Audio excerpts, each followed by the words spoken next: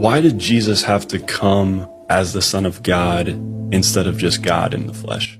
Yeah, that's powerful. Well, when God created our pristine parents, the first human beings, Adam and Eve, we know that in Genesis 1 and 2, everything was perfect. We know that by the time we get to Genesis 3, there is a catastrophic breach in the relationship between God and man.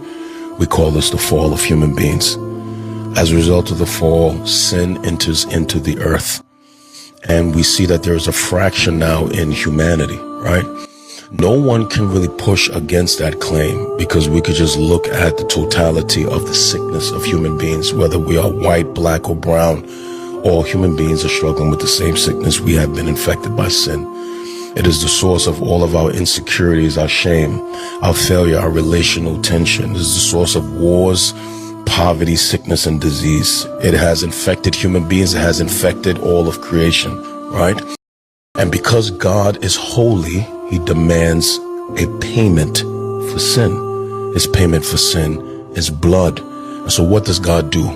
When the people of Israel, that nation, is formed, he gives them a sacrificial system in which they have to constantly keep shedding the blood of animals to temporarily atone for sin.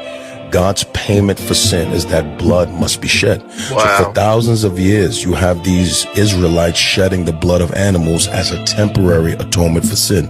That was a foreshadow of what Christ would do. So Christ, who has always existed, let's make sure that's clear, has always existed. He is not a created being. He is part of the Godhead, the Father, Son, and the Holy Spirit, right? A spirit cannot shed blood.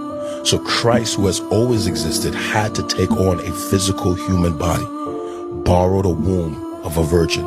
And now that he has a physical body, now that body could be mutilated and the blood from that body can be shed, so that atonement can be made for the sins of the whole world, in which you and I who are saved now, we reap the righteousness of that atonement. So Christ could not come as God. He had to come as a physical man, because blood had to be shed to pay the price for sin.